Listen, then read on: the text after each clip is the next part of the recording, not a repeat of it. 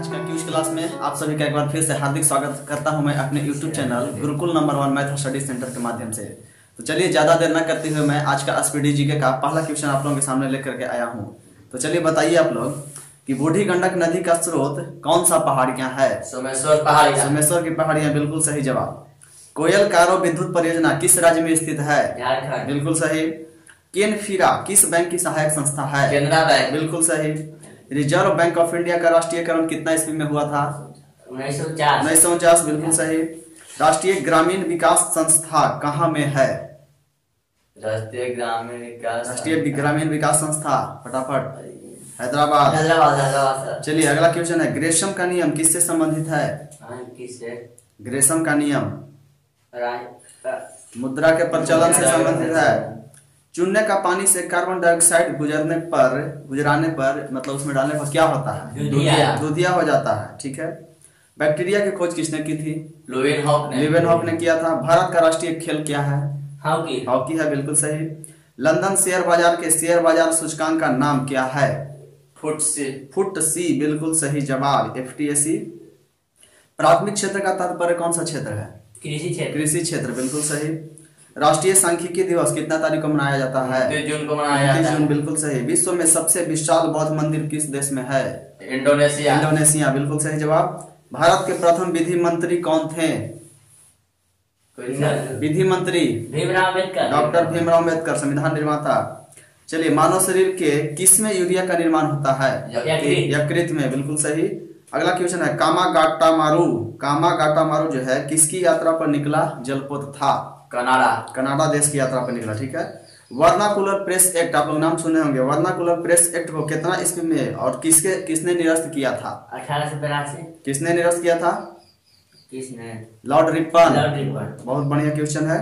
अगला क्वेश्चन है कि पंचवर्षीय योजनाओं को अंतिम रूप कौन प्रदान करता है? कोई भी अगर पंचवर्षीय योजना है उसको अंतिम रूप कौन प्रदान करता है? राष्ट्रीय विकास परिषद, NDC। चलिए अगला क्वेश्चन है कि भारत में बेरोजगारी की समस्या मुख्यतः कैसी है? संरचनात्मक, बिल्कुल सही। भारत में राष्ट्रीय आय का आकलन कौन करता है? केंद्रीय सांख्यिकी संगठन, बिल्कुल सही। चलिए बताइए कि वर्ष 1946 में गठित अंतरिम कैबिनेट की अध्यक्षता किसने की थी? पंडित जवाहरलाल नेहरू ने, बिल्कुल सही। अगला क्वेश्चन बहुत इंपॉर्टेंट, पुस्तक माई म्यूजिक माई लाइफ किसकी आत्मकथा है? पंडित रविशंकर। पुस्तक से संबंधित प्रश्न अक्सर परीक्षा में आता है। कितने पाकिस्तान उपन्यास के लेखक कौन है? कितने पाकिस्तान? फटाफट। कमलेश्वर, बिल्कुल सही। अगला क्वेश्चन है कि 1 रुपया के नोट पर वित्त मंत्रालय के किसका हस्ताक्षर होता है? सचिव का। और उससे ऊपर गवर्नर का। चलिए अगला क्वेश्चन है कि कंप्यूटर का पितामह किसको कहा जाता है? चार्ल्स बेबेज को कहा जाता है, बिल्कुल सही। चलिए अगला सवाल, कितना डिग्री सेंटीग्रेड पर पानी का आयतन जो है न्यूनतम होता है और घनत्व अधिकतम होता है? 4 डिग्री सेंटीग्रेड पर, बिल्कुल सही जवाब। अगला क्वेश्चन है, बताइए प्लासी का युद्ध कितना ईस्वी में हुआ था? 1757। अगला क्वेश्चन है कि वर्नाकुलर एक्ट को कितना ईस्वी में और किसने पारित किया था? 1878 में लॉर्ड लिटन ने। बिल्कुल सही जवाब। तो चलिए स्पीडी जी का यहाँ पर आपका समाप्त होता है। अब हम लोग चलते हैं स्पीडी साइंस की ओर। स्पीडी साइंस का आपका पहला क्वेश्चन है कि खनिजों एवं अयस्कों से धातु प्राप्त करने की विधि को हम लोग क्या कहते हैं? धातुकर्म, बिल्कुल सही। आतिशबाजी के दौरान लाल चटक रंग जो होता है किसकी उपस्थिति के कारण होता है? ऑस्ट्रासियम की उपस्थिति के कारण। ठीक है, बिल्कुल सही। भविष्य का ईंधन किसको हम लोग कहते हैं? हाइड्रोजन को कहते हैं। सूर्य में देखिए जो नाभिकीय संलयन के अभिक्रिया होता है उसमें हाइड्रोजन गैस का विशाल मात्रा निकलता है। तो चलिए भविष्य का ईंधन हम लोग हाइड्रोजन कहते हैं। नोबेल गैस क्या कहलाता है? हीलियम, बिल्कुल सही। सबसे ज्यादा हल्की गैस कौन है या तत्व? लिथियम। सबसे भारी तत्व कौन है? Hydrogen, osmium. और सबसे कठोर धातु कौन है? प्लेटिनम। सबसे कठोर पदार्थ कौन है? हीरा। देखिए इसमें क्यों फ्यूजन होता है? धातु पूछेगा कठोर में तो प्लेटिनम होगा और पदार्थ पूछेगा तो हीरा होगा। ठीक है। अगला क्वेश्चन है कि सर्वाधिक प्रत्यास्थ धातु कौन होता है? स्टील। अगला क्वेश्चन है कि गुब्बारों तथा वायुयान के टायरों में भरी जाती है कौन सी गैस? Helium gas. असुर गैस कौन है? असुर गैस ये है सर क्लोरोएसिटोफिनॉल, बहुत इंपॉर्टेंट क्वेश्चन है। असुर गैस है क्लोरोएसिटोफिनॉल। अगला क्वेश्चन है कि हंसाने वाली गैस का नाम बताइए। हंसाने वाला गैस ये सेल्स नाइट्रस ऑक्साइड नाइट्रस ऑक्साइड। चलिए अगला क्वेश्चन है N2O। है। अगला क्वेश्चन है कि जल की अस्थायी कठोरता का कारण बताइए कि अस्थायी रूप से अगर कठोर है जल तो क्या कारण है अस्थायी। तो देखिए इसका है कारण आपका है कि कैल्शियम एवं मैग्नीशियम के बाइकार्बोनेट का घुले रहना ही जल की अस्थायी कठोरता का कारण है। चलिए अगला क्वेश्चन है कि जल में अस्थायी कठोरता का कारण बताइए। जल में अस्थायी कठोरता का कारण क्या है? तो इसका कारण है कैल्शियम और मैग्नीशियम के सल्फेट का घुला रहना। उसमें क्या है कि कैल्शियम और मैग्नीशियम के बाइकार्बोनेट का घुले रहने से जल अस्थायी रूप से कठोर होता है। और अगर कैल्शियम और मैग्नीशियम के सल्फेट का घुला अगर रहेगा तो जल हमारा अस्थायी रूप से कठोर हो जाएगा। जल का शुद्ध रूप कौन होता है? वर्षा का जल, बिल्कुल सही। भारी जल D2O का अनुभार कितना होता है? 20, बिल्कुल सही। अगला क्वेश्चन है कि भारी जल का रासायनिक नाम क्या है? भारी जल का रासायनिक नाम है ड्यूटेरियम ऑक्साइड D2O।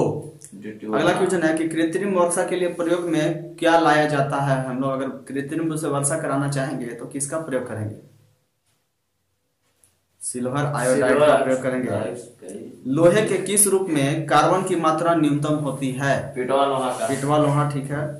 जल की अस्थायी तथा अस्थायी कठोरता दूर होती है किससे, क्या मन करने से? अगर हमको जल की अस्थायी और अस्थायी दोनों कठोरता दूर करना है तो क्या करना होगा? जल में हमको सोडियम कार्बोनेट को मिलाना होगा। यानी कि जल में अगर हम सोडियम कार्बोनेट अगर मिला देंगे तो वह दूर हो जाएगा उसकी समस्या। तो यहाँ पर स्पीडी साइंस आपका समाप्त होता है। और कल हम लोग पढ़े थे ट्रिक के माध्यम से, क्या पढ़े थे? जैसा कि हम लोग इससे पहले मुगल शासक के बारे में पढ़े थे, तो मुगल कालीन शासन में के बारे में पढ़ चुके थे। और उसके बाद हम लोग पढ़े थे मगध साम्राज्य के बारे में। जैसे महाजनपद हम लोग पढ़े थे, उसमें 16 महाजनपद में एक था मगध भी था, मगध साम्राज्य। तो मगध साम्राज्य था उस समय बहुत शक्तिशाली साम्राज्य था। तो हम लोग पहले कल इसी को पढ़े थे कि मगध साम्राज्य में कौन कौन ऐसा वंश था जो क्रम से था, क्रम से कौन कौन उसका वंश। तो क्या था ट्रिक? मगध साम्राज्य हसीन मासुक सा था। तो इसमें हम लोग याद किए थे क्रम से कि सबसे पहला ह से कौन था वंश था? हर्यक वंश। और फिर सी से शिशुनाग वंश। फिर हसीन, न से नंद वंश। और माँ से कौन सा? मौर्य वंश। शु से सुंग वंश। और का से कन्ना वंश। और फिर लास्ट में सा से क्या याद किया? तो इस तरह से मगध साम्राज्य का सभी वंशों का क्रम से हमको नाम याद करना जरूरी था। इसलिए कल हम लोग ये पढ़े थे। और इसके बाद हम लोग उसके बारे में विस्तार से पढ़ेंगे। तो पहला था हर्यक वंश, शिशुनाग वंश, नंद वंश, मौर्य वंश, शुंग वंश, कण्व वंश और सातवाहन वंश। ये था क्रम से वंश। तो चलिए आज का डिस्कशन क्लास और क्विज क्लास यहीं पर समाप्त करते हैं। और जितने भी विद्यार्थी हैं, अगर आपको मेरा यह वीडियो पसंद आता है तो इसे आप लाइक कीजिए, शेयर कीजिए और अधिक से अधिक लोगों तक इसको भेजिए ताकि अधिक से अधिक लोग इसे सब्सक्राइब करें चैनल को और उनका नोटिफिकेशन उनके तक सही समय पर पहुंचे। तो चलिए मिलते हैं नेक्स्ट वीडियो में, तब तक के लिए धन्यवाद। जय हिंद।